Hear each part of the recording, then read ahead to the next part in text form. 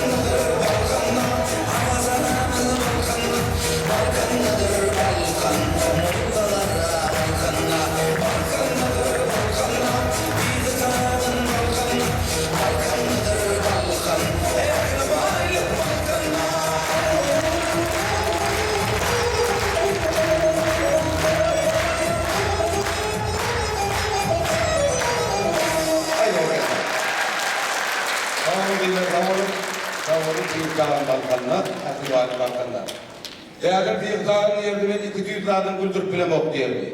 Birinci akma sandıkları, ikincisi bakayım örükleri. Eğer aykırıcı kurumlara kimde kim gülmese şolak toparına giryenler. Şunu neden? Oğlum vaktilerini yan köye şükürün dövürlemede ekilde kızıklandırıya aydımay diyer. Değerli şu bakışıda aydımay çık olanla yımırtıp içe hayrediyen kadiydim.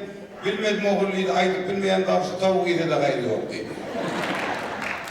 Nişiyerde dünyaya can ettiler fiiqtağının hormatlayan adımlar kiyan Hudaya şükür daşavudun Yusuf Abdullah'ı fahiş edip bir üsküpler koşun iyi veriptir kutla oran dedikinin adınızdan ya müfteden adından dinlemeyende salam getiriyen satirede koyup yoğdu urhu iş adımda aramada bulun olsan yüz yaşardın fiiqi dedi Türk bellerini boldu kağıda hem diğer fiiqi dedi siz münafik bir adı fiiqi dedi. Yüzüp ineyim koyup koyun, bellek otur 100 yaş toyun, hiç görmedim senin değil. Halifamız fiiqi dedi. Sağolun, 90 yılın değişimi aylarda yeniden devam ediverir. Başlarda çıkışa çekilirken Hudaya şükür geliptirler, yönü gayret etipler. Değişmelerini bir ayda oraya hikaye verir çıkışa diye. Onun için tarafı olmanı isteyen beyt peylim onlara.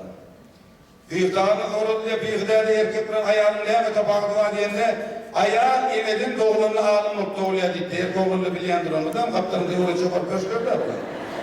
Erkeğe görünecek oluyor bir diye bey. Fiiqtağını yine kayıtları alan erkeklerin ayağını lehmete bağlığa diyende erkekleri mırdadaydan da bu oğlunun çık gidiyor diye. Ayağları mırdadaydan da iki oğlunun bir göl ardından çık gidiyor diye. Başladıkken ileri kadar çıkış eder, o soru oğulları verelim, sağ olun.